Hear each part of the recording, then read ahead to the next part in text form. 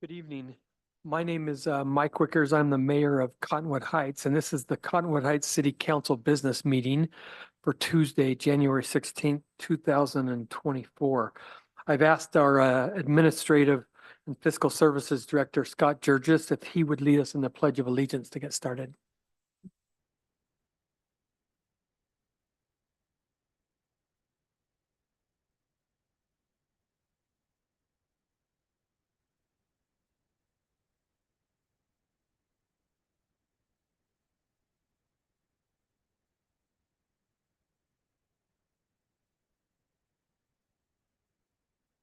Thank you, Scott. So the first item on our agenda this evening is something we're really excited about. Last week, I had the opportunity to join some of our members of the Historic Committee to the Governor's Mansion, where the Utah Historical Society honored our very own Historic Committee within Cottonwood Heights with a prestigious award. And so what we wanted to do is do an official acknowledgement and honor these great members of this committee. I wanted to read to you their names first, and then I'll read to you something. So the chair of the Historic Committee is Jim Kitchis.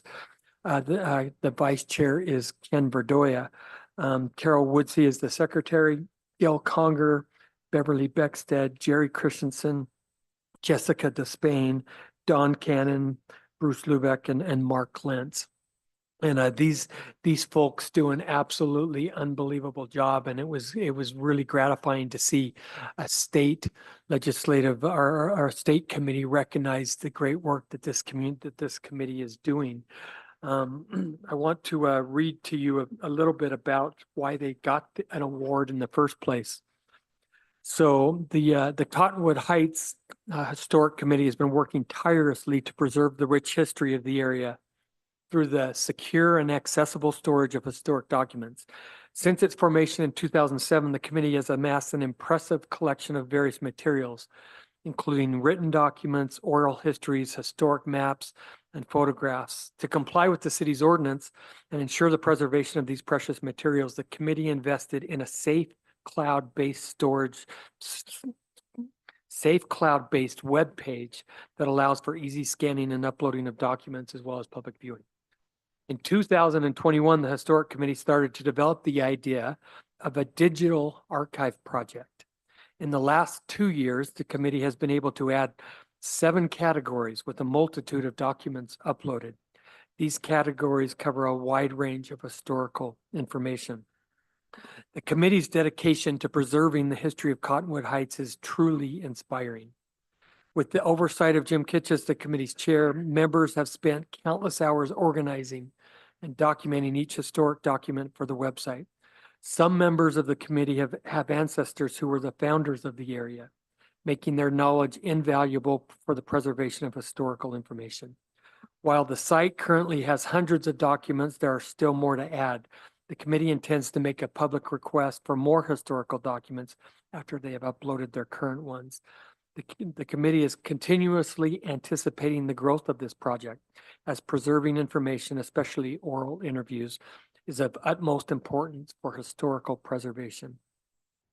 Overall, the Cottonwood Heights Historic Committee's digital archive is an excellent example of how technology can be used to preserve history for future generations. With their passion and care, the committee has set a wonderful example for others seeking to safeguard their precious historical documents. As a result, neighboring cities have already sought out the committee for guidance in implementing similar projects. It's heartwarming to see such dedication to preserving our collective past. In conclusion, the Cottonwood Heights Historic Committee has demonstrated an unwavering dedication to preserving our rich cultural heritage. Their tireless efforts and unwavering passion have made a significant impact in ensuring that our community's history remains alive and accessible for generations to come. It is our sincere hope that you will recognize their hard work and commitment. And congratulations for receiving this prestigious honor. I'm going to ask the committee if they would come up. We're good. This is the award that they've given, and we'll take a couple of pictures. So Jim and everybody, if you'll come forward.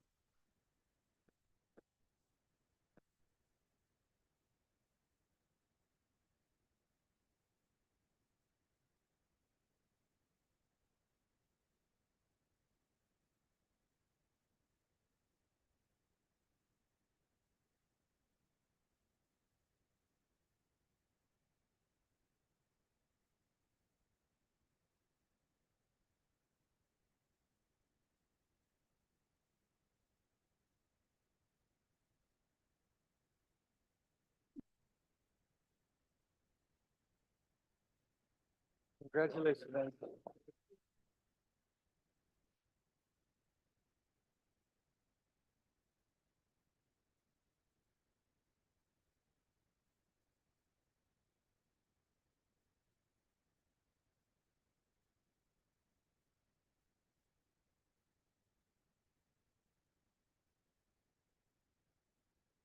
I'm continually amazed at the amazing people that we have in this city and all they do for us.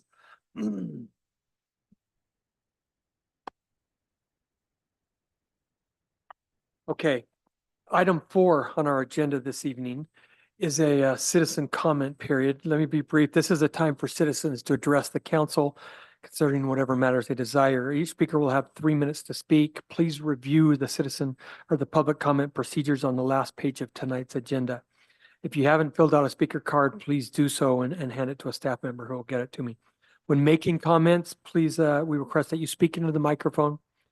Give your name so that your comments can be recorded and that you avoid insulting language or comments. The audience should avoid expressions of support as well. The council is here to listen, but you shouldn't expect to engage in a back and forth.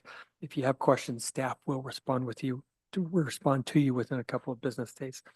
The first comment card that I have here is for Logan Page.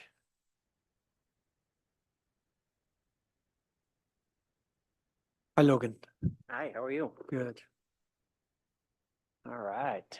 Thank you very much, Mr. Mayor, Council. I appreciate you hearing my voice here. So I wanted to speak to an agenda item that's later on ordinance 407 with regards to parking of recreational vehicles. So I reached out to my councilman, Mr.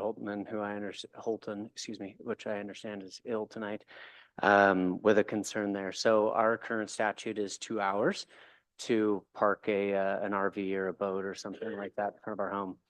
The reason I know that is I had the ordinance people stop by after about a day and a half of my RV being in front of our home while we were preparing it for a trip.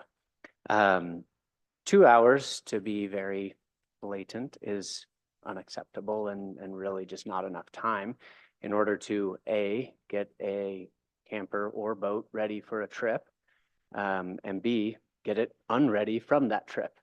My wife and I purchased our RV in order to spend some time with our family and enjoy ourselves. And we try to teach some responsibility to our children along with that. So we get the RV, get it home. We keep it stored out of the way because I understand the goal of keeping the streets clear and the city nice.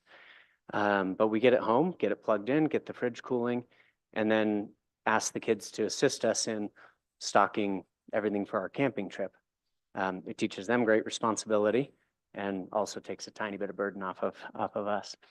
But the reality is, by the time you come home from said trip, it's late in the evening or whatnot, and tomorrow's school, you've got to get the kids ready and so forth.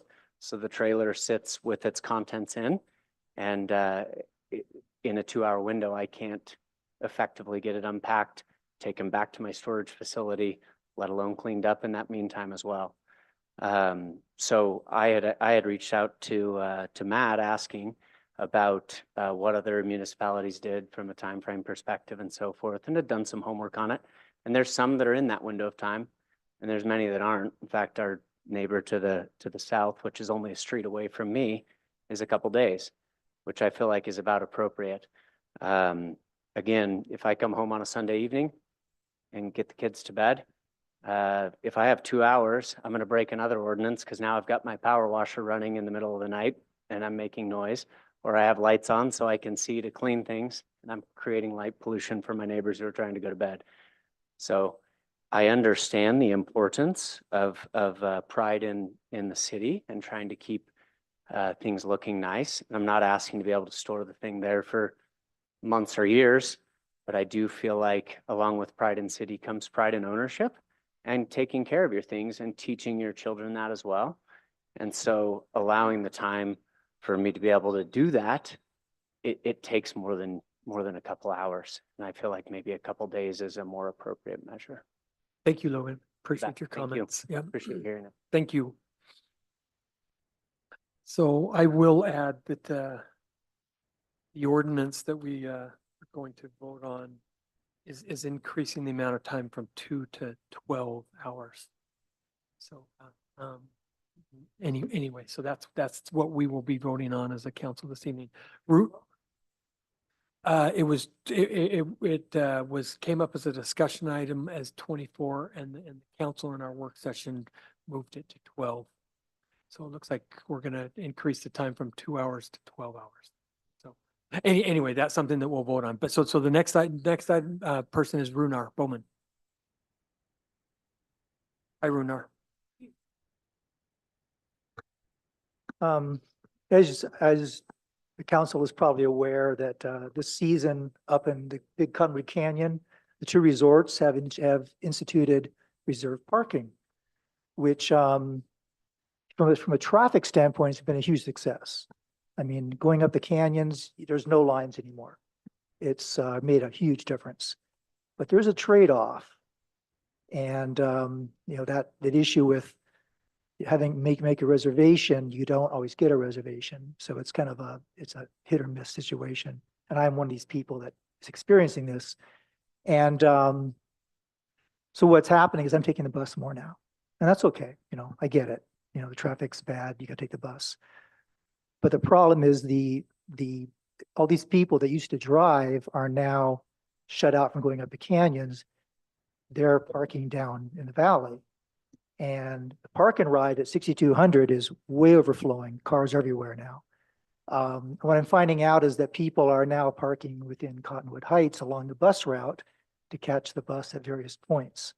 Case in point is the Highland Plaza, which is the one I get on. It's become a de facto park and ride now, because again, people, they go to the 6200, it's overflowing. They drive back into the valley and find a bus stop and park somewhere around that bus stop to get on the bus. See, and because the idea is that if you get on the bus earlier, you can actually get a seat, because the buses have not increased their capacity due to increased demand. And the buses are like, you know, Japanese subways. It's a sardine can, and you can't even move your feet. If you're standing room only, you can't move your feet. You're stuck on this bus. Terrible experience, just sucks, but it's the reality. So I'm not saying that there's a solution. I mean, well, it'd be nice if the UTA could double their capacity for the first half of the, like from 7 a.m. to 12, run buses every 15 minutes instead of every half an hour, because it's not cutting it. Big snow days, everybody comes out of the woodwork. They all want to get on the bus, and the buses they're running late, they're not running at all, or they're packed. So it's just mayhem out there trying to get up the canyon now. And I'm not saying there's a solution. I'm not asking you for a solution. I'm just bringing it to your attention that Cottonwood Heights is now being impacted by that change of policy, because it's pushing all the people down into our neighborhoods, and they're parking wherever they can to get on a bus, and they're targeting various bus stops. And I'm not blaming them for that. I mean, that's what people have to do, but I'm just saying that it has an impact, and it's going to have a great increasing impact on our city and our neighborhoods as this situation develops over time, because the volume of skiers just goes up every year. It's not getting less. Well, Thank you. Thank you, Runar. Appreciate those comments. We actually have made that exact request with UTA. And they're not willing to do that currently, but that is something that the enhanced busing model would provide, would be a more, a ton more buses going up and down the canyons. Unfortunately, the lawsuits have put that phase one, which included enhanced busing, to to the side. So they're not going to be able to move forward with building the mobility hub and doing enhanced busing until the lawsuits get resolved. But I just thought I'd add some context to you. But thank you for those comments. Were relevant. I would like to make one quick comment since this so affects District 4. You know, we need to really work in Salt Lake Valley. This should be a valley-wide concern that people should be able to leave their vehicles closer to where they live or lodge. Closer to where they live or lodge. That's really the key. We do not want more parking lots in our foothills of Cottonwood Heights. That is not the answer.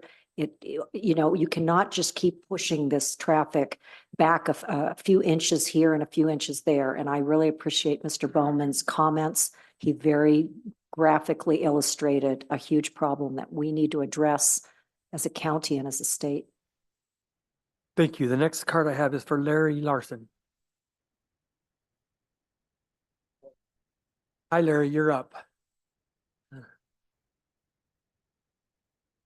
My hearing's so bad, I'm missing 90%. I couldn't understand the, but I'd like to make a couple of comments about Tavachi. Of course, I think it'd be a safer thing to leave it in the county and not let them come into Cottonwood Heights. There's just too many unknown situations and risks, I think. For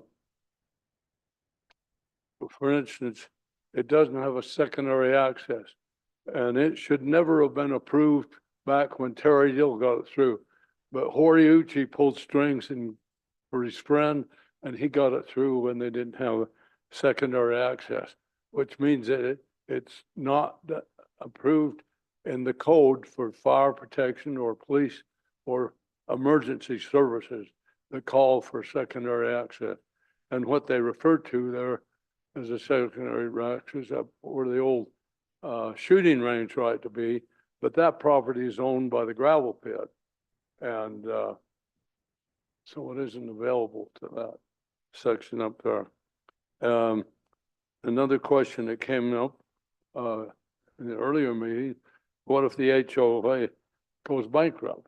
And what happens at that time? And if they're in the Cottonwood Heights, they might have more influence, and when they want to rezone for the other property that's part of it up there. And it was also brought up about the traffic problem is when the canyon's so full of traffic, you know, it's more difficult for them to get in and out. But the main thing is there's so many unknown situations. I think it'd be really wise not to let them come into Cottonwood Heights. The comment about the trailhead, as I have been told, when they expand Wasatch Boulevard, their plans are to put a trail parallel to it on the east side for walking, bikes, and hikers. And let that be the trailhead, because that's closer to where the Bonneville Trail Lake was. It wasn't way up there on the mountain. And the people that live up there in that section between the two canyons, they don't want trail in their backyard. And the owner's saying they're not going to give permission and not sell right away for it. And what I heard from the trailhead people is that they're not going to build that unless they have a right of way all the way through. And I hope that's true.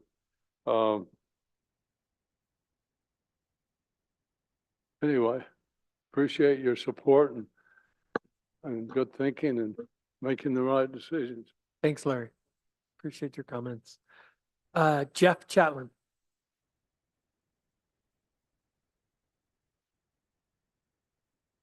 Golfing weather in St. George, Jeff. No golf today. Jeff Chatelain, Racket Club Circle. Good to see you all again. One quick comment on the RV. The gentleman's still here. Great dialogue in their earlier session on Zoom. I watched it. It was good stuff. Holton's representing you. He made his voice heard, which was your voice. Yeah, so that was good stuff. So they did expand it a little bit in your favor. Speaking of RV, they've had problems on Canyon Center Drive. Marriott does recommend their guests park their trailers on Canyon Center Drive. So somebody needs to tell them. Last year, there was somebody parked there, they put their slide, is that what you call it? The slide goes out, it was halfway in the road. Obviously, somebody's camping there. So my comment earlier was, there shouldn't be occupants, and I know that's not your situation, but you wouldn't believe how many people camp in the RV, relatives, guests, whatever. So it'd be nice to throw in an occupancy thing, even though it's 12 hours. I've seen it happen. Want to commend the police department on Sunday's storm, and Little Cottonwood was closed. I walked down to 7-Eleven and watched with the enthusiasm the officers directing traffic. They did a great job. What it created, closing Little Cottonwood, is a log jam of cars. And Canyon Center again, where we're about to put 140 apartments and 85,000 square feet of residential, possibly, we put them at risk. There was no access to that road. I walked up and down. Both sides were covered with cars parked to get into the canyon, and the middle access was blocked. There's no way emergency vehicles could get to the Marriott, these new homes, apartments, no way. I've got to stick to my list here. So for the future, when somebody asks for a permit, it's almost impossible to plan on an access. Those apartments that are planned, Canyon Center residential, that access point is right at Racket Club and Canyon Center. There's no way those people could get in and out. I don't care if it's 10 minutes or 6 hours. It happened to be about 3 hours. And that is a hazard. There's just no chance emergency services, they can't get out. You couldn't get out that day. 21 seconds, okay.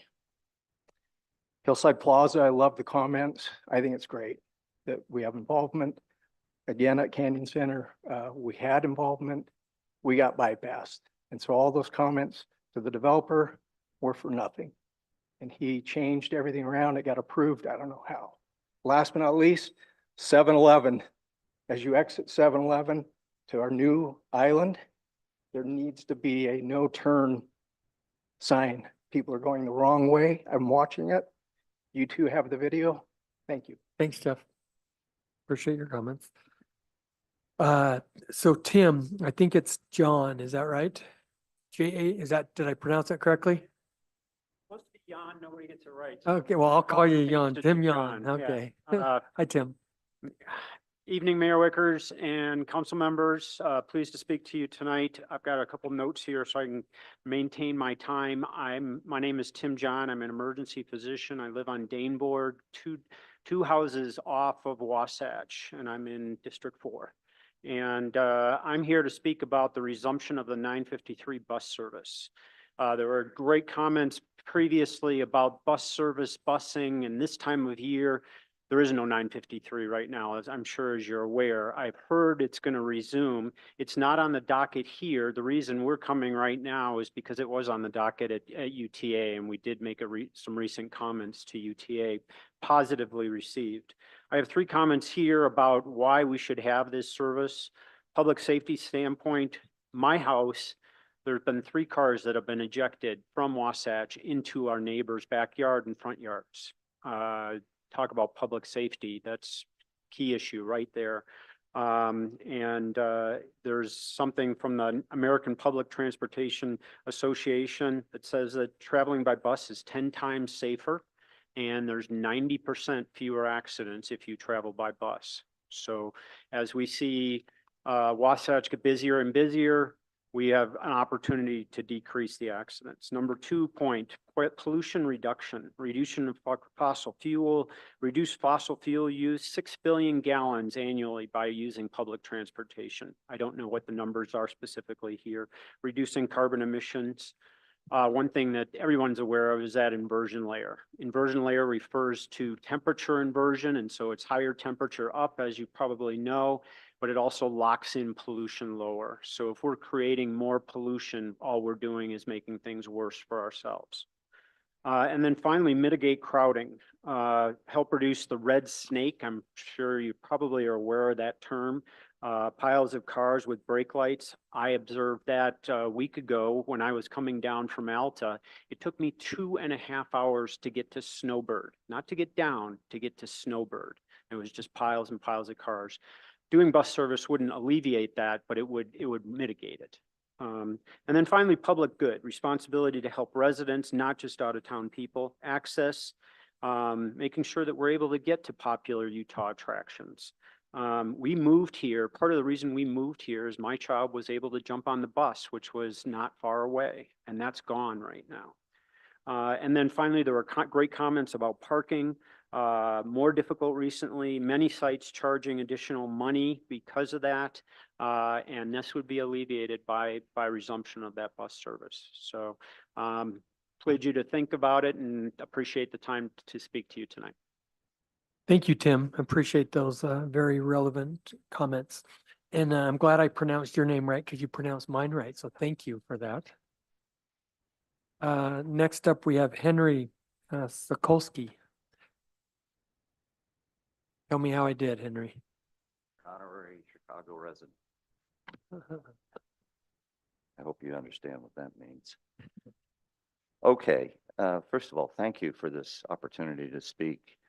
I'm the follow-up to Tim. I am a resident. My name is Henry Sokolsky. I am at 8170 Wasatch Boulevard, and I'm representing approximately 100 owners at the Oaks. It's an HOA. I will leave a letter with you from the residents. I'll share it with you before I sit down. I'm here to ask, actually to meet with your staff about reinstating the 953. I think everyone is convinced it's going to happen, which means it won't, because no one has asked for it. Not really officials. That's you. We need people who represent us to represent that we want this reinstated.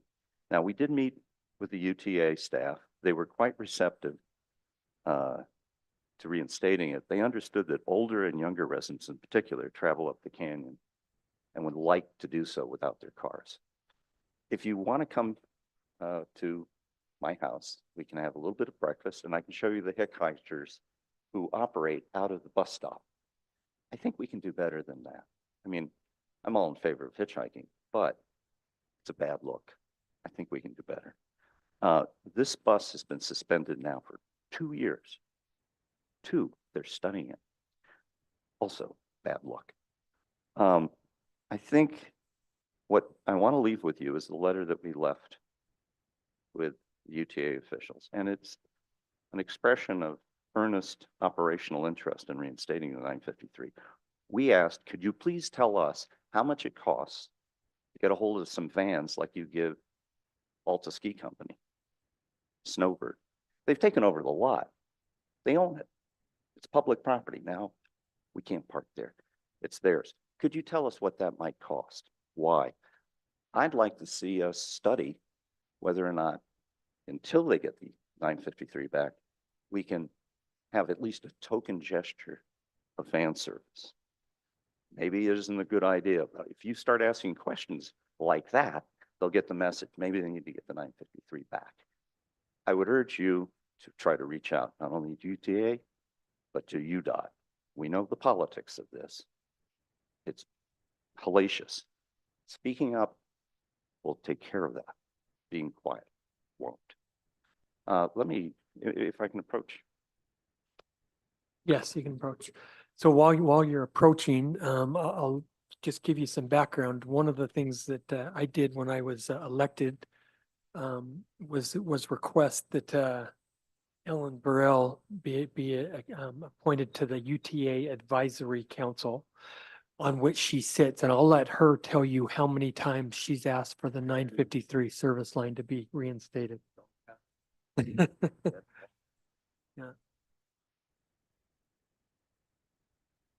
Well, it is part of a larger problem, and thank you, Mayor, for letting me just take a second. You know, this is part of the need for a vision. Buses are the answer. I studied this extensively in my career, and I was when you need to move people, you use buses. And the fact that our bus service has been reduced for the last 2 years, both in headway time as well as removing the 953 route. So I appreciate both Henry Sokowski and Tim John for their remarks tonight. They're not alone. This represents 100 residents who, live along. That's just those that signed a petition. There's many residents that live on both sides of Wasatch Boulevard as well as up Fort Union Boulevard who really miss having adequate service. And for all the reasons that have been stated tonight, I think our city can do even more in a voice to UTA and UDOT, because UDOT is the one that has more money. So it'd sure be nice if they would get more of a focus on moving people instead of building highways to move vehicles. Thank you. Next comment is from Randy Long.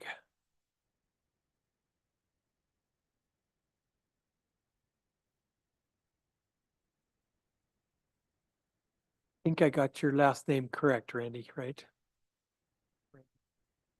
Yes, you're correct. Hi. Yeah, my name is Randy Long, live at 8610 Kings Hill Drive. And, well, I'd like to talk a little bit on trailheads. That's an issue that I understood was to be brought up tonight. Well, it's in the newsletter anyway. And Wasatch Trailhead, whatever. And the Deaf Smiths Trailhead is going to be one of the major trailheads to the Barneville Shoreline Trail. There's already, a trail goes up Deaf Smith Canyon toward Twin Peaks. I understand it fades out just before you get there. And just past there, or just south there, excuse me, there's an old abandoned Jeep road that goes up the mountain, up the steep mountain to some old mines high on the mountain. And also just north of there, there's an orographic route. It's also one of the steepest in the valley. It goes up to Houndstooth, and I understand beyond there. Those need to be preserved the way they are. And in Ferguson Trail, I understand is finished, pretty much finished. And I think there might be one south of Deaf Smith even that's under consideration. So again, we need to preserve these trailheads the way they are, and maybe some parking. We need to allow street parking. Now there's places in Sandy and Draper where they don't do that for some reason. They allow you to park in their parking lots, and that's it. Like Coyote Hollow, for one, if that ever gets full, once you park clear down at the arena, the horse arena, or clear over Red Rock Trailhead. Both a good mile away from there. And we don't want that here. We want to allow street parking. Thank you. Thank you, Randy. The next person we have is Teresa Heinrich. Hi, Teresa. How'd I do on the last name? Good, good. I'm here to talk about specifically when the canyons are closed. As you know, this past week, Little Cottonwood Canyon was closed for around 36 hours off and on. And Big Cottonwood was also closed. I live at the mouth of Little Cottonwood Canyon between SR 210 and SR 209. I left my house at about 8:30 to go to a meeting and traveled down 9400 south. And when I got to Wasatch Boulevard and 9800 south, I noticed all the Sandy sheriffs had all the cars queued up, pulled over to the side of the road and queued up to wait until the canyon opened. And the sheriffs, there were 3 sheriffs there, policemen, whoever they were. So I'm wondering if Cottonwood Heights can do something like this in your area. Fort Union Boulevard, Wasatch Boulevard, the cars are coming from everywhere. And can the sheriffs make them move to the side of the road? It's, That way traffic can get through. When I tried to come home after my meeting, I couldn't get home. And I knew that when I lived there, it was going to be difficult to get in and out of there. But it just seems like if they could have the cars moved to the side, then people could get through. Another thing I wanted to ask about is traction. You know, we get these text messages on our phones every day or every couple of days that say the traction law is in effect. So everybody goes down to UDOT to the garage area there. You get a little sticker on your car and they check out your tires.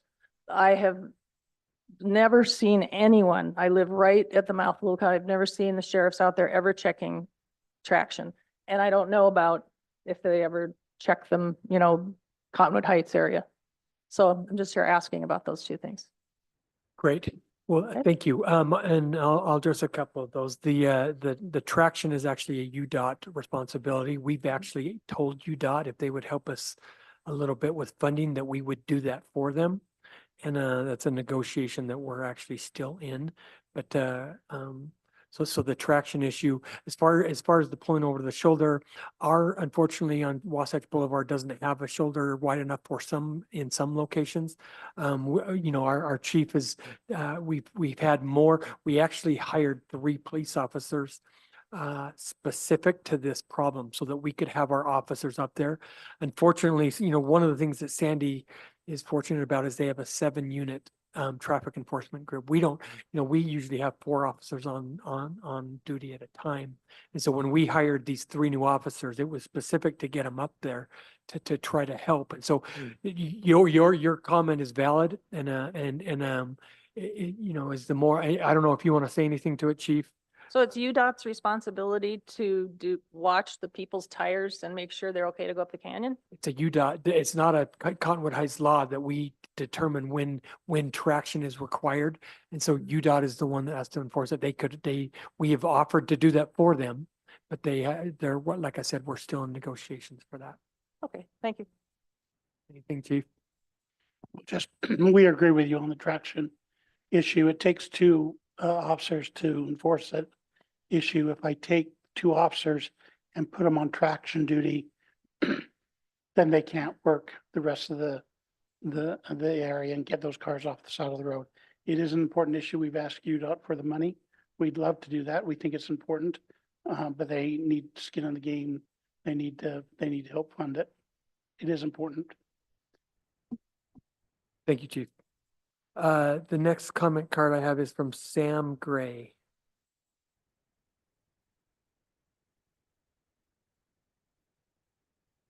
Hi, Sam. Hello.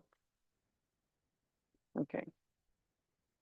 So City Council, thank you for your time. My name is Sam Gray. I live on 3575 Golden Hills Avenue, which is at the intersection of Golden Hills and Wasatch and Alpin, just east of Wasatch Boulevard.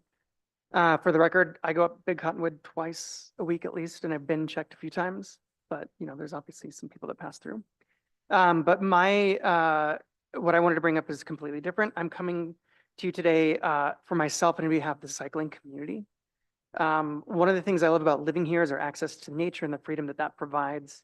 It's truly a gift to live here in these mountains. As a cyclist, I ride northbound on Wasatch Boulevard 3 to 5 times a week. Up until recently, there was a bike lane that extended all the way through Wasatch from Wasatch Boulevard through Big Cottonwood Canyon Road. As you know, that has been modified slightly. So earlier this winter, UDOT eliminated that portion of the bike lane with a concrete island on the northbound turn lane at that intersection of Wasatch Boulevard and Big Cottonwood Canyon Road. As all of you know, that's an extremely busy intersection, and the bike lane plays an important role in keeping cyclists like myself safe and keeping us from getting killed. I don't have the stats on the number of cars that pass by there every day on the northbound lane, but I assume it's in the thousands. I do have stats on the cyclists though. So through the app Strava, which most cyclists, like road cyclists use, according to them, that particular northbound segment of Wasatch Boulevard has had 10,981 individual cyclists pass through there, each of which have ridden through once to a few times a week.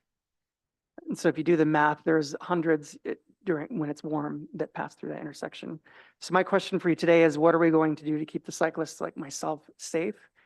And why, when, we had the pylons there before, why the concrete island? And I don't really see how we could have a bike lane now with a concrete island there. So thank you for your time, and I look forward to your comments. Thank you, Sam, and I'm going to have staff follow up with you if that's okay. So the last comment card I have is Mickey Harris. Hey. It sounds like UDOT needs to be to our meetings. I mean, that would be super helpful. I have several neighbors. It's great to hear from you. I just wanted to make the comment. I was listening to your work session, and Mayor in particular, you did such a fine weave job of trying to listen to everybody. So I just want to say thank you, because I mean, it's what Cottonwood Heights has to deal with the Hillside Plaza, Wasatch, Fort Union. I mean, we have some big things coming up, and it's going to take a lot of education, a lot of time, and a lot of fight.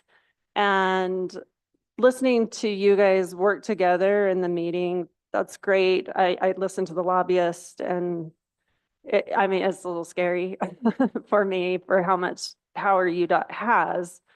And we just listened to Sam with the stats with bikers, and it's just like some of these citizens that are just getting ignored and actually will have the most to lose if we don't take care of some of these things. So Suzanne, Councilman Highland, great to see you, and Noel and Burrell and all of you.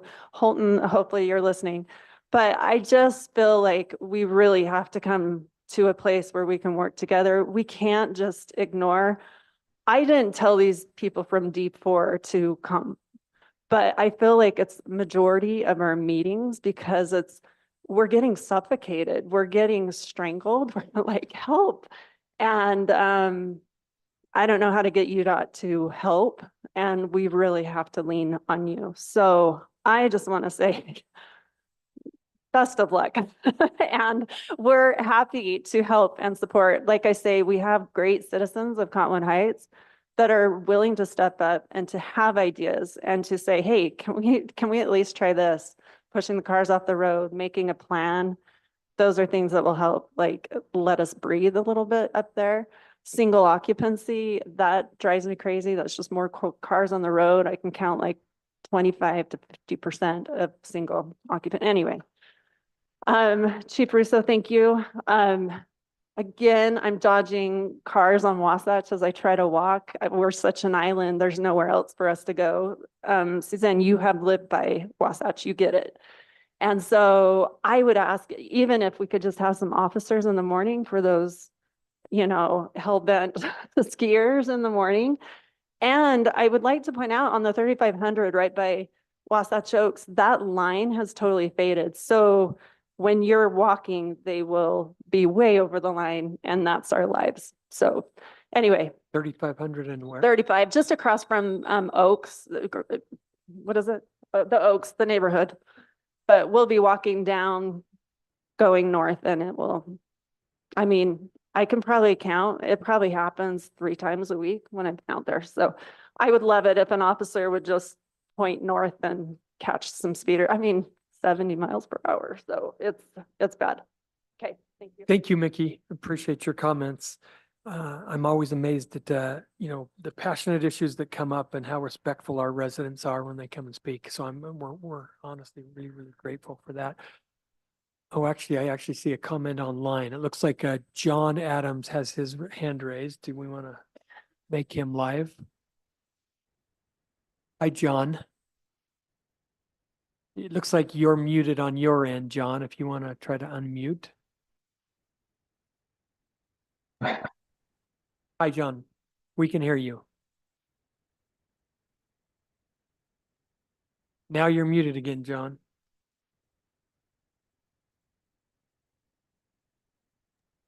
All right, I guess I have to hold the space bar. Is that working? Now we can hear you. Don't do All anything. right. Holding the space bar. I have a quick thank you and then I have a comment. My thank you is for, and I'm sure you've got a lot of these, but the Ferguson Dog Park and parking lot. Great job on that. My comment on that is dogs really enable mental health of people, which helps our city. And frankly, a place for dogs to socialize off leash enables the health of our dogs. So win-win. Thanks very much for what you guys did on that. My comment is on the the monthly Between the Canyons newsletter that goes out. One thing I've noticed on it is when some council members write things, there's a caveat that the statement is the views are not necessarily of the entire city council, which is confusing because it makes me wonder when I don't see that caveat if what was written was the view of the entire council.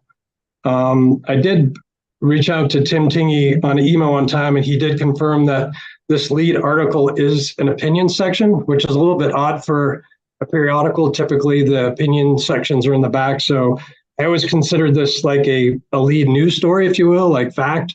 But I have come to learn it is an opinion. You each get to write an opinion, which I think is great. So I have 3 suggestions on this. And the first is, please state the fact up front that when someone writes something, if it's an opinion or they're just trying to give some facts of things that are going on. And if it is an opinion, instead of on some people giving the statement that this wasn't everyone doesn't agree with this person, go ahead and let us know who agrees and who doesn't, so we know where you guys stand on these opinions. I think would be really helpful. And the last is, I think these are posted online on the website. And with most newspapers, when there's an opinion, there's a chance for citizens to make comments on those opinions to actually create some dialogue. So it'd be great when you guys do have your opportunity every month, or when your opportunity comes up to give an opinion, that we have the ability to log on and have citizens make comments on those opinions so that we can see where people stand. At the end of the day, you guys are representing us, and it's good to know where you guys stand on things if we can't make it to every meeting. And I think it would clear up some confusion versus periodically when some people write things, putting, a stamp of unapproval on what you are enabling them to print. And I don't know how to follow up on these suggestions from these meetings, but I'll reach out to, I'm in District 4, I'll reach out to Councilperson Burrell and see if there's a way to get response from this. Thanks very much. Thank you, John. Just as an aside, that disclosure about being the council member's opinion is going to appear on every article that's written now in the newsletter. So from now on, instead of just doing it occasionally. So anyway, that is one change that has been made, and I'll have Councilmember Burrell follow up with Tim Tingey on the other questions or comments. Okay, I do not see any other comments here. And I don't, Mike, I don't know if you have anybody online or anybody that needs to be submitted into the record. No, we received a couple Tavachi related comments, but have reached out for clarification on whether they want to be formal public comment or not. Okay. So that may be for the next meeting. Great, thank you. Okay, with that, I will close the citizen comment period. Item 5 on our agenda is a public hearing on a proposed budget amendment for our 2023-2024 fiscal year. We're gonna, before we open up the meeting for public comment, we're gonna have our Administrative and Fiscal Services Director, Scott Georges, give us just a little bit of background on this budget amendment. Hi, Scott. Hello. Let me get. All right, there we go. Okay. So I'm going to review. Okay. Okay, there we go. All right, so I'm going to review the adjustments as I go through them. And these adjustments are proposed today. We're having the public hearing, and then it's proposed that in our next council meeting, the first one in February, that we would actually vote on well, not we, you would vote on the adjustments as to whether or not they will become adopted and part of the budget at that time. All of our adjustments are in the general fund this time around. The first one is we received a contribution from Rocky Mountain Power for $2,000 towards the Light the Heights event that we had. And so we were proposing that we increase the expense and the revenue, so a net zero impact to the city on that contribution. The second item is from a grant from EDC Utah, and this grant is to be used for video that the mayor did in the late spring, early summer timeframe of $1,750 and increase the expense, increase revenue on that one. Item number 3 is a Utah Division of Arts and Museum grant, and this is a grant that we utilize towards the cost of our culture coordinator. The cost was already budgeted at $4,500, and so we don't have to increase our expenses, but we do need to increase our revenue to match that grant. Item number 4 is a ZAP grant from the county for Cottonwood Heights Arts Council, and that's $16,910, and that will increase our expenditures on that same amount and our revenues that same amount. So no net impact on the city. Item number 5 is a timing issue. We had budgeted for the purchase of a Harley-Davidson motor vehicle or motorcycle for the police, and that vehicle did not get delivered in time to get included in last year's budget. So, excuse me, we're proposing carrying the amount forward for that. It was $34,313. Again, a timing issue between last year's budget and this year's budget on that one. Item number 6 is the sale of a Nissan Armada, which was a vehicle that was used in the police department, using those proceeds to go towards the purchase of the new vehicles for the 3 officers that we added back in October. And that's $25,500. Item number 7 is various donations to the police department, $500 from Christian Nielsen, $125 from Baker Rosovo, and $5,057 from the honorary colonels, for a total of $5,682. The big one from honorary colonels is specifically for the Christmas event that the police do for the families over there. And that would be an increase in revenue and an increase in expense as well. Item number 8, and you notice there's 4 8s, so this is the first 8. Recreation Center reimbursement for the Thanksgiving 5K overtime to the police department. That's $1,950 just for the time that was spent up patrolling and enforcing things for that event. Second number 8 is the DUI reimbursement. And this comes from the Utah Division of Public Safety, $4,272, and this is where they agree to reimburse us for extra shifts that we work for, specifically for DUI enforcement. The third number 8 is court restitution. Specifically the police department, it could happen in other areas, but the police oftentimes their vehicles get banged up and other things that happen in the course of their duties. And through the court system, we get some money back here and there, and this doesn't cover all the costs that we have to incur to repair and otherwise fix vehicles. But this is $436 that we've received to date, and we're asking for that to be increased in terms of expense and in revenue to the police department so they can do their maintenance they need to. Item number, the fourth number 8, is the MOU for pedestrian enforcement, 2,129. MOU is Memorandum of Understanding. Again, that's where we agree to do these enforcement items, and then we get reimbursed for those amounts. $2,129 increase in expense and revenue also. So the net impact to the city on all this is $94,942 in increased expense, $65,129 in increased revenues, for a net impact of $29,813. Most of that being the timing of the police vehicle, and that's offset to a degree by the museum grant that's up above.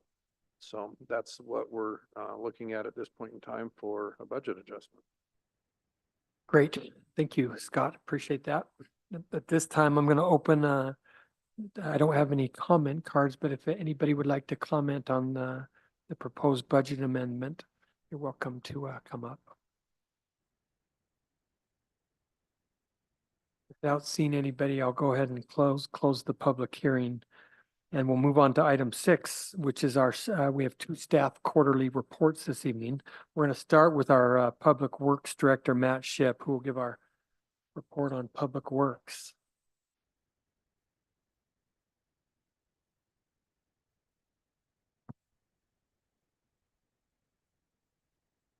Evening, Mayor and Council. Let's see how we do this.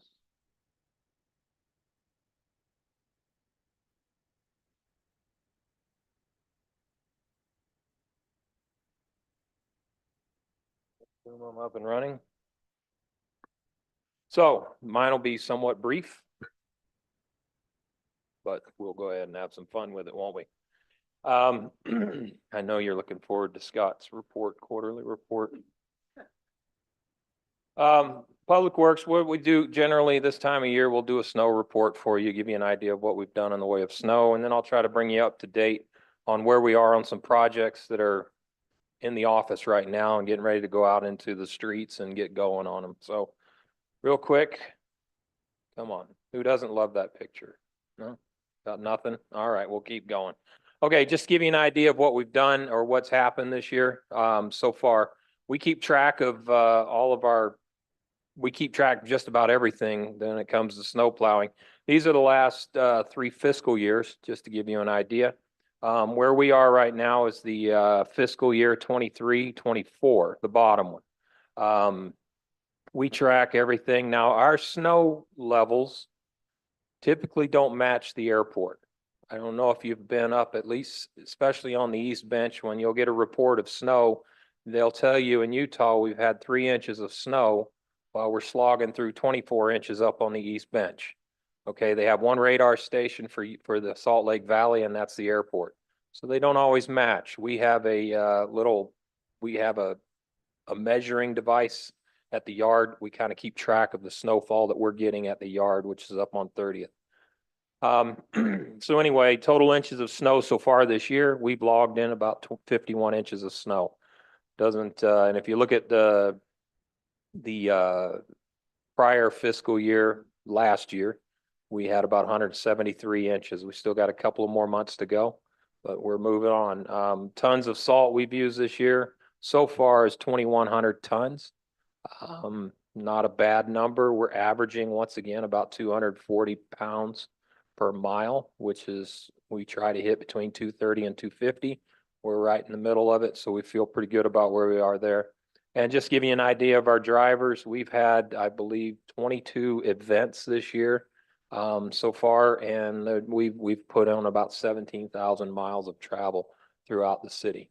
So no rest for the weary. They are out running and doing everything. They did a great job these past few days. I was a little surprised because I don't always get this weather where I live. But coming in the mornings, I find out that we've been working about the last 7 days in a row. So it's been interesting to me. We try to offer a service to our Cottonwood Heights residents. I believe personally we offer one of the better ones in the valley. We have we go out the minute it starts snowing. That's what our residents expect of us, and that's when we go. And we do plow every street in the city. We clean every street within 24 hours at the end of a storm. That's our goal, not a policy, but it is our goal.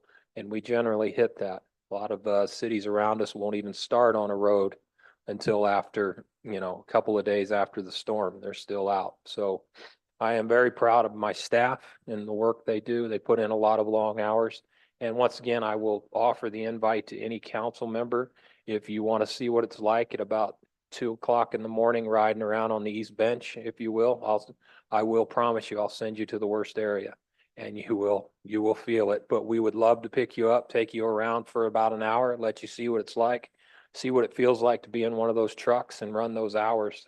So it's there. If you want to do it, let me know and we'll make the arrangements. We'll swing by your house, pick you up and drop you back off, and may even give you a little treat along the way. So things that are in progress, I'm going to kind of bounce through these fairly quick. There's been a lot of I get quite a few phone calls from the Prospector subdivision. Prospector was on our 5-year plan the last 5 years, but in reviewing it, it was decided that it would be a waste of money to go in and try to just put a Band-Aid on it. So this year we are on this 5-year plan, council approved. We are reconstructing the Prospector subdivision. And that's taking out all the asphalt, the majority of the curb and gutter, and rebuilding it. It's out for bid right now. We will open the bids on February 3rd. Once we have that number, we'll be bringing a contract back to you as a council so we can start that project. It will be big, it will be fairly extensive, and it will be intrusive. There will be a lot of problems because, as you know, there's Prospector has a road in and a road out, and a lot of cul-de-sacs. So it's going to be an interesting project. We will work very hard to minimize the interruptions to the residents. That is our goal, to make sure we do that. But at the same time, I do want to publicly state we are going to create a mess, and it is going to be inconvenient for a while. Town Center Drive area out as well. It will open also in February. Another one of our sections of town that would last you, excuse me, our last 5 years. We pulled it off and we moved it to this one. This is a reconstruction. And for those of you who are new on the council, I don't know if Council Member Holton's online, but this next 5-year plan is a lot of reconstruction heavy. With last 5 years, we did a lot of slurry, a lot of surface treatments just to try to stop, if you will, the bleeding. And now we're going through, and there's a lot of roads and neighborhoods that we will be reconstructing. So that is one of them as well. Slurry projects will be going on. The council allotted about $600,000 for maintenance on the rest of the roads. So we will be doing slurry projects, chip seal projects. There will be Bengal Boulevard, I believe, is on it, and part of Highland is on there. So we'll be moving along with that. We have not bid those out yet. We'll be bidding those out probably at the end of February to start construction. 1700 East sidewalk is still slated to be built this summer. 1700 East has been designed. It's ready to go. We are trying to do it in conjunction with a project on Fort Union that Mike and his crew got a grant for to finish out that trail section. By doing that together, we can probably get a decent cost, and it helps on the grant money that Mike and his crew have gotten. So that's our goal. This is one that is very interesting to a lot of folks. The next one is the hawk signal. For those of for the question of what is a hawk signal, this is an idea of a hawk signal. A hawk signal is basically, they call it HAWK, or a high intensity activated crosswalk. And this will act as a stoplight, if you will, at a crosswalk, a very busy crosswalk. This is across from Bella Vista Elementary School on Fort Union. There's been some newsworthy stories that have come out, and unfortunately, we have been working on this for a little over a year, maybe year and a half, to get funding. We received the grant to do this. They moved it up a year for us, which we were pleased with. This will also be going out to bid this February. I have a 2-month construction time, because anytime you work with the state, you have to add a little bit more than what you normally would. And that's not a slam on the state. They just have certain processes they have to follow. It's federal money issued through the state, a lot of I's to dot and T's to cross. I think we can get it done quicker than that, and that's what we're going for. We want to get it completed faster than that. Also, I would like to, if I could, give an acknowledgement to the school district, Canyon School District. We needed property there to build this, and without batting an eye, they signed over the property we needed through a quitclaim deed. So I would like to thank the school district for doing that. They're involved with this. UDOT's very involved with this. They understand the importance of getting this done and the issues that we're facing as a city at that on that section, as well as Wasatch Front Regional Council. So a lot of parts coming together faster than you would normally expect to have happen, and it's been a great process. I just wish all federal aid projects went this well. May I ask one my point? plug. May I ask just a point of clarification? ma'am. So, I'm wondering, with the Hawk signal, some of our Hawk signals or our pedestrian signals near crossings are yellow flashing lights.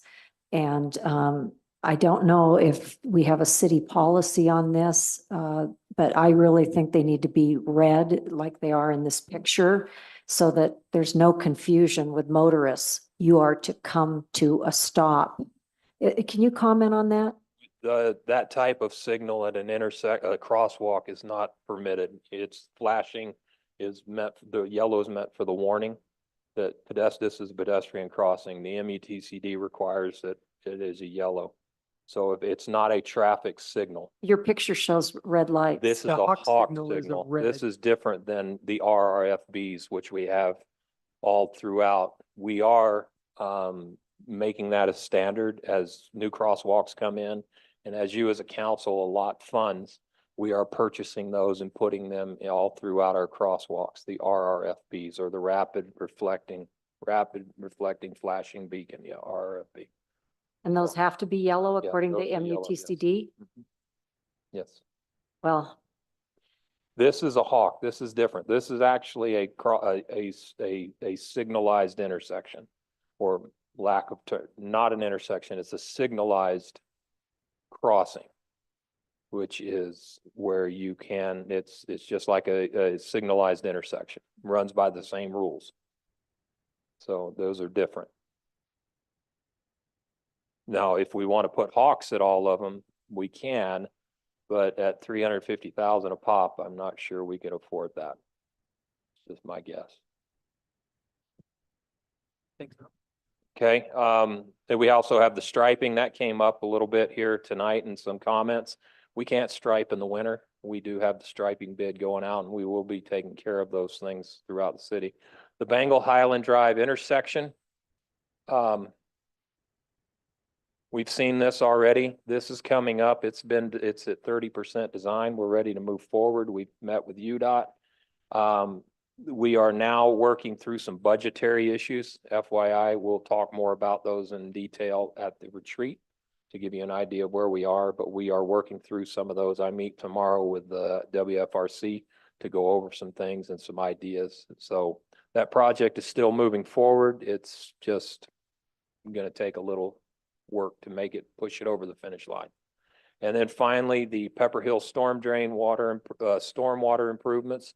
As you'll recall, this hill, this is on Creek Road. Little Cottonwood Creek is right down here at the bottom. This water up here, just all of it goes down to the bottom and it's a low point on the system. So what we're doing is you as a council allotted the design for this. That is completed. We'll be going out for bid with this one as well in February to put in the stormwater system to upgrade it. And I believe those are some of the highlights of things that'll be happening this summer. And we've got a few more on our desk that we're working on, but we're getting there. Questions, comments? As far as the Bengal Hill and Highland Drive, so you're going to be short funds? Is that what we're feeling? So I know I sit on Transcom within WFRC. And I know a lot of times the municipalities will come back and say, hey, they need more. We're going to be able to go and ask for more. That's preliminary meeting tomorrow. Okay. Is to push that. Also, FYI, the SS4A is another option that we may have for getting some funding. If we did that, this would just push this out a little bit. It may be worth it to push it out a little bit to pick up the SS4A. Part of the SS4A would take us from the intersection all the way down to 2700. And so we might be able to add a lot more features by using those funds and make this one whole project. So we're also looking at that option as we're moving forward. can you help me to understand a little bit more about how you choose and prioritize the striping? And does striping include sharrows and all the different painting? We don't prioritize striping. The whole city gets striped based on the budget. We carry it as far as the main roads obviously get done. We do stripe the sharrows when they're on the, if they're on the road and they're already there. One of the things we're looking at on this one, Adam, my engineer, is working on a striping plan for the byways, a couple of the byways, along with signage that will go in on this particular striping contract. And I think part of that, PTOS came up with a couple of ideas they wanted to see, so we're working on that.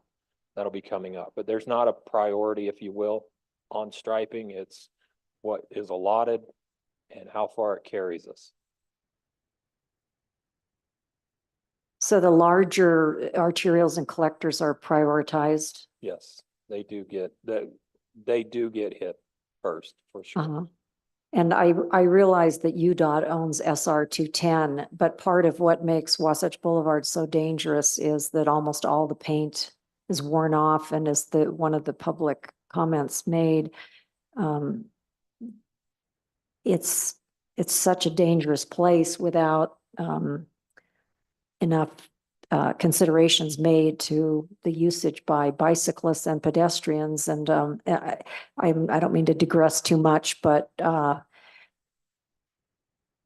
it does seem that the safety, especially related to safe routes to school, I'm working on that quite vigorously.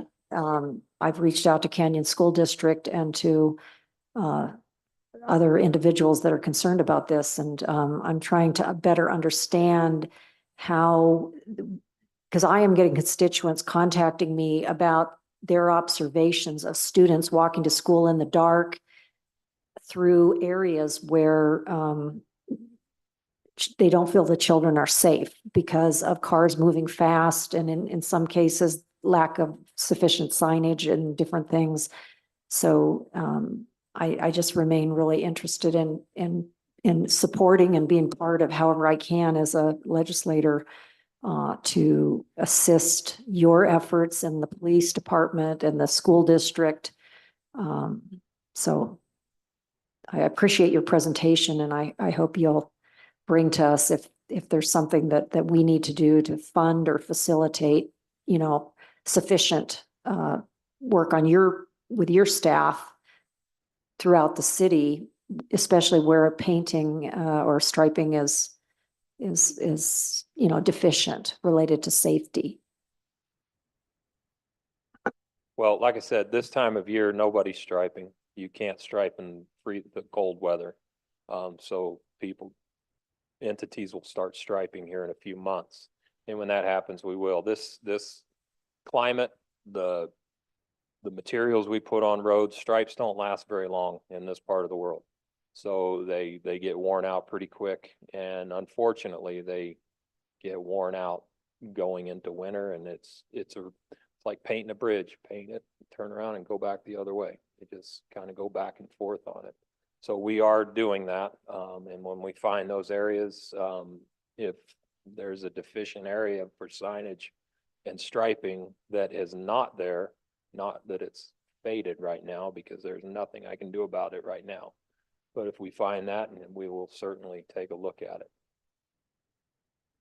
Great. Anything else? No? That's all I have. And Well, we want want me to to say thank turn- you. Please thank your staff. We know how hard they're working.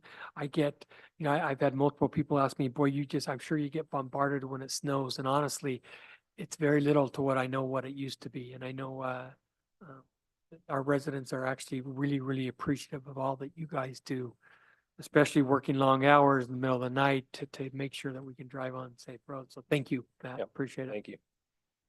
Without further ado, the finance report. Quarterly finance report from Scott. Hi, Scott, again.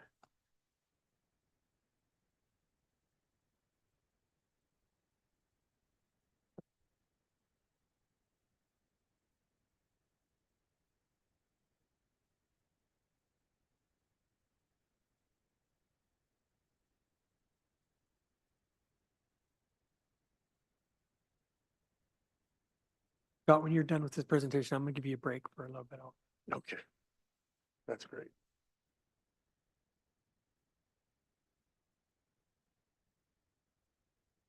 All right.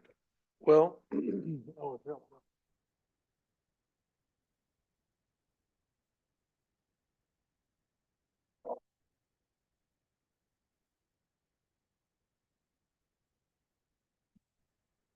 Okay.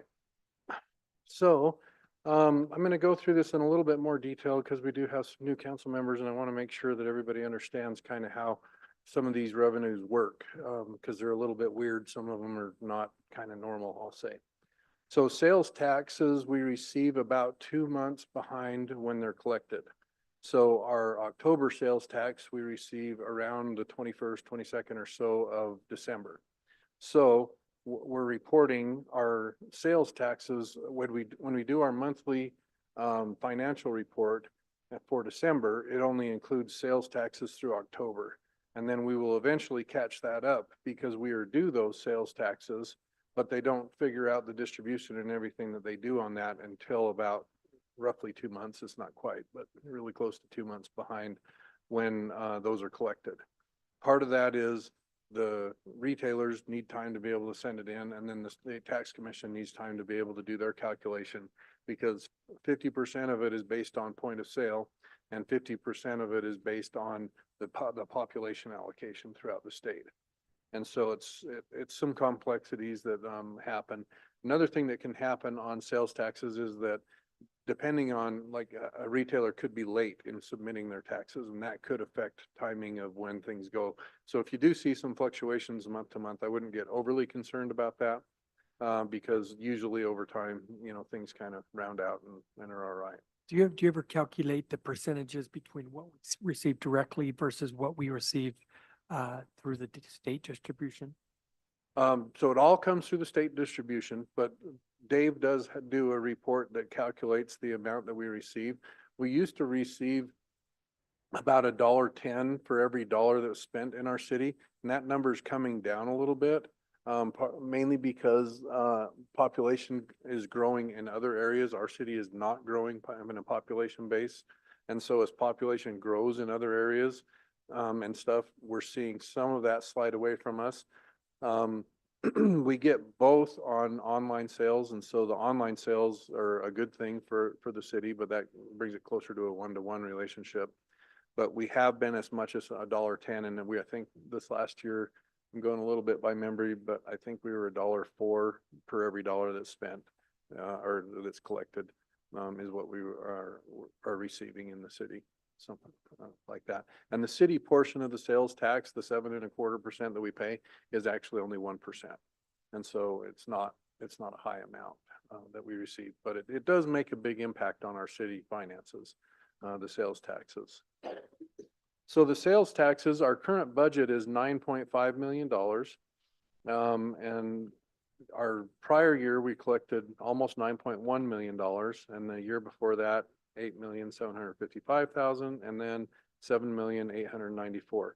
And so we're seeing a little bit of a flattening of the curve. We've been going up quite high in terms of our annual sales taxes up to this point in time. And, you know, we're not experiencing a recession necessarily. If you look at our year to date, we're 24,000 behind what we collected in this prior year. Now, that's not alarming because at that point, you're talking on nearly $3 million. So that's percentage wise, it's not that much. Excuse me. Also, what I've kind of seen is that 2023, the calendar year, was a little bit of a flatter year for everybody in terms of, you know, seeing growth and different things like that.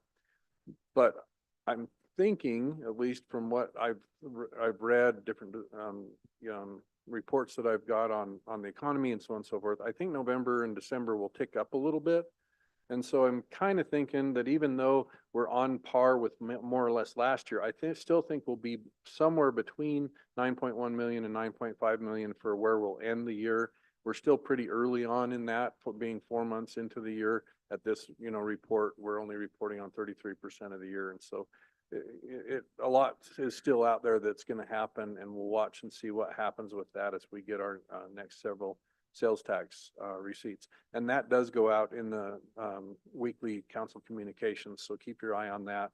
That will be going out likely the week of the 20th when that report goes out. Any questions on sales tax before I move on? The next one is the county option highway transportation sales tax. This is a sales tax that's implemented by counties not all counties implement this, and so the population distribution is a little bit different than it is on the other sales tax that everybody participates in. So in this particular one, we had initially budgeted 600,000. We were getting right near 600,000. And then in 2022, it went up to nearly 780,000, and then just under 800,000 last year. And we budgeted 800,000 for the current year. And we're only 2,600 behind what we received last year, year to date. So I think we're pretty close. We should probably expect to be right near 800,000 at the end of the year on this particular sales tax. You remember what you budgeted, Scott? Oh, it is 800. Budget 800,000, yeah. The next item is the transient room tax, and our transient room tax was relatively minor in the whole before they built the other hotel up here, the Marriott up on the Canyon Center Plaza area. When that occurred, our sales taxes went up dramatically. So from 2021 to 2022, it nearly doubled in size. And then in 2023, it was just below 180,000. If you look at where we are to date, we're about 1,000 ahead of the prior year when we collected almost 180, and we budgeted 175,000. Obviously, our big months are during the winter for a lot of the skiing that goes on up in the canyons. So a lot of it remains to be seen in terms of what that's going to do. But all indications are that we're going to be right about where we're budgeted on that sales tax, on that revenue source. Excuse me. The municipal energy tax is based on both power and natural gas sales throughout the city. All of those are assessed a sales tax that goes in, and that is our municipal energy tax. So as the power company or the gas company increases their rates that they charge, not the sales tax rate, but the rates that they charge for their product, if it goes up, it positively impacts the rates that we get. Because if what you used to pay $100 for goes to $110, we now collect a little bit more tax on that because it's a percentage-based tax. So in the last couple of years, I believe it was Dominion Energy that had an increase in their rates during that time. I know my personal stuff at the house, that's where I saw the increase. And so we saw quite a large impact. We had been at the 2.1 to 2.2 range for many, many years. We've been hovering at that. And then all of a sudden we went way up in 2023 to 2.5 million. And then this year we're about $23,000 ahead of the prior year, and we budgeted 2.3 million. So I'm going to guess that we're going to be somewhere in the $2.6 billion or $2.6 million range by the time we're at the end of this year on that one. It can be affected by really, really cold winters, can drive a little bit more use of gas. And we can see actually some erosion of this revenue as people become more efficient, either in gas usage or in energy, the power usage. We're seeing a little bit more stable flows, so I'm not necessarily noticing that that's going on, but I don't have visibility into that. And so but that could affect this. Is that what went into the decision to reduce the goal to 2.3 from when it was 2.5 last year? We set this budget before we got the final, and so we were kind of guessing where it would be based on the prior year. We knew we were going to be ahead of that, but we had some pretty big months. If you look at this, I don't know what color that is, brown or whatever band there, it was quite a bit higher. And then this is 3 months combined in there. And we saw quite a bit more at the tail end of the year there than we had in any of these prior years. And so we probably got a little caught off guard that it was that high last year. And so we'll right size that going into the budget for this next year. The next item is cable TV.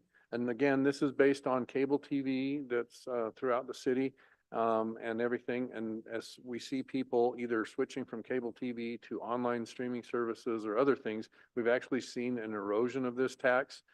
From 2021 to 22, we saw a slight increase, and then it went back down in 2023. For the current year, we're 2,000 behind 2023. This only comes in quarterly, so we've only got 1 quarter to go on. We set the budget at 300,000. And I think we're safe to assume that we'll be pretty close to that. Amazing, it's not dropping quick. Yeah, in years past it did. We were up around probably $330,000 of net revenue, just like five or 6 years ago. And so it has eroded some, but it is amazing that it's not going down quicker in some ways. The next screen or sheet is Class C roads funds, and this is the cents per gallon tax on either diesel fuel or gasoline that's sold not for farming throughout the state, because the farming is not assessed at the same level.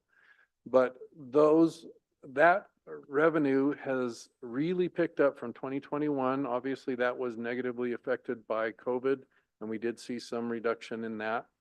But it went way up, $1.4 million and then $1.450 million.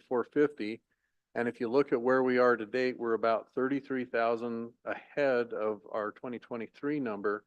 We budgeted $1.4 million. And so if you look at the dynamics of this, we'll probably land maybe 1.5 million, maybe possibly maybe a little bit more than that, but not much. If you're going based on, and this is a half year, 6 periods worth of collections. Any questions on that one? When does it get collected? This one, so the actual collection period, the green, if you can see there, is September to October.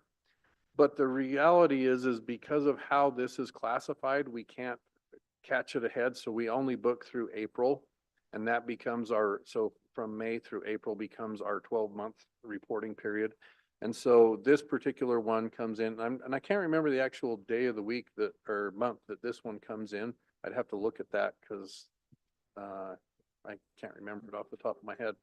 But anyhow, I would guess that this would be, pretty close, $1.5 million, maybe $1.525 million, something like that by the end of the year. You'd think that lower gas prices or higher gas prices affect it, and we haven't actually noticed that, because if you look, gas was approaching, $4 a gallon back in these 2 time frames, and it went way up. So I don't know. We don't get a lot of good visibility into the dynamics of what goes into all that. That's all at the State Tax Commission, where they receive that and split that up and send it out. And the final item is just kind of a general sale or general fund expense trend. And our general fund expenses do go up each year. One of the big items that is affected by that is salaries and benefits. As they go up, we see increases that go up. Also, as we receive, timing of different things can also be affected as we go into there. The police department bought 3 additional vehicles for the 3 new officers. That was kind of front loaded into there as we go into that. And so there's a few things timing wise that go into there. So don't look at it and go, oh, the sky is falling or anything like this. The department directors know what their budgets are and will stay within their budgets. If we have $1 budgeted, you can't spend $1.01. You got to spend 99, 98, 97 cents like that. So they know that. They're going to stick with their budgets. And I don't see anything that I'm, completely concerned about. But we have had increases in our budget over years. This year here, we're in 2022 and also in 2023, we had $2 million in each of those years of state and local fiscal recovery funds that came in. And that did increase some of our expenses in those particular years. And then also, so those are not repeating in 2024. You can see that our budget is $22,213,000. I would say the averages were close to about between $700,000 and $1 million of under that by the time we're at the end of the year. So that would mean we would probably be somewhere in 21.5 to maybe 21,250 for our net expenditures that we'll actually realize during our current year. To date, we are at 11,157,000. And that's 968,000 ahead of the 2023 spending. But again, I'm not seeing anything that's, I'm going, oh, whoa, what's going on here? Everything seems to be kind of in line. And you can see like this, I guess it's a yellow band. Way back here, it was really low.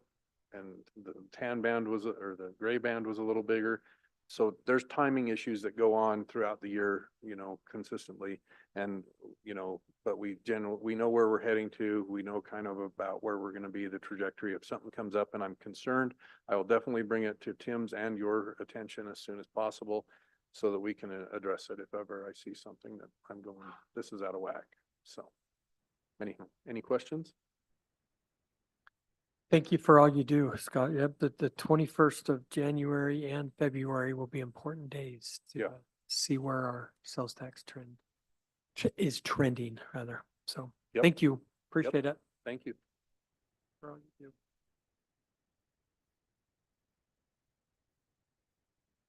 Okay, we're going to move on to item number 7 on our agenda, which is 4 legislative items to consider as a council. We're going to begin with consideration of ordinance 407, amending code section 11.20.060 concerning parking restrictions for certain vehicles. We've mentioned multiple times, we discussed this item earlier in our work session. Are there any other questions or comments from the council? At this point, I would entertain a motion with the instruction of the reduction from 24 months to 12 months into the motion. Hours. Wow, I would have been in trouble. Wow, okay.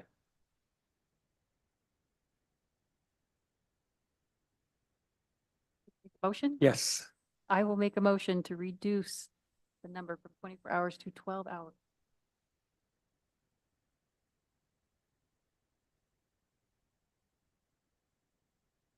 I will second that motion. okay, we have a motion to approve from Councilmember Highland and a second from Councilmember Burrell. And Mayor, Yes, can I apologize for my voice? Can I make a substitute motion, please? sure. I wanted to make a substitute motion to table this issue, and I'll speak to it real quickly if I can. Real quickly, I do appreciate the gentleman that came forward earlier to talk about this issue. A couple things that he didn't mention. One, he does live on a hill, and his driveway, frankly, it is completely unsafe and unreasonable for him to park an RV in his driveway. It's just not feasible. Also, if you look at the 12 hours, if he gets home at 8 p.m. and he's got his kids that he's hauling out, putting them to bed, that has to be out of the way by 8 a.m. or he gets cited. And I just do not think that that's reasonable. I'm not saying that we have figured out what the number is yet, but I'd love to look at some of these instances, even if it's to carve out people that have driveways that you frankly cannot park there, and just look at it a little further and try to come up with a better solution. I'm hoping I get a second, but that's what I'd like to propose. Thank you, Councilmember Holton. Can I get a second?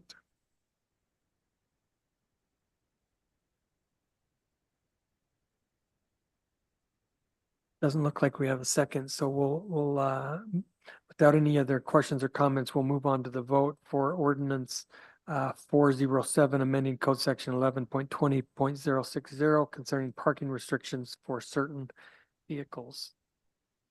Now call for the vote. Councilmember Holton, No. Councilmember Highland, Yes. Councilmember Newell, No. Councilmember Burrell, Yes. and I will vote yes. Measure passes 3-2. The next item on our list is consideration of resolution 2024-05, consenting to an appointment to the Arts Council. We're grateful that Ciara Powers was willing to continue to serve. This is a reappointment. Any other questions from the council before we entertain a motion? Hearing none, I'll entertain a motion to approve resolution 2024-05.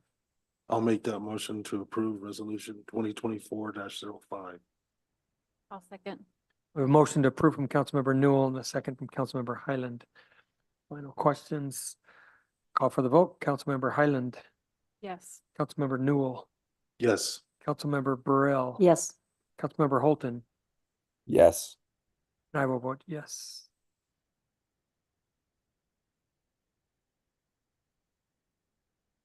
Okay, item 7.3, consideration of resolution 2024-06, awarding a retiring police officer her badge and approving her purchase of a police firearm.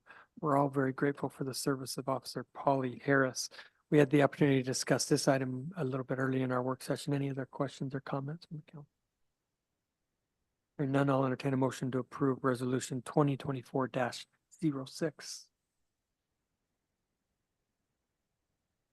I'll motion that we approve resolution 2024-06.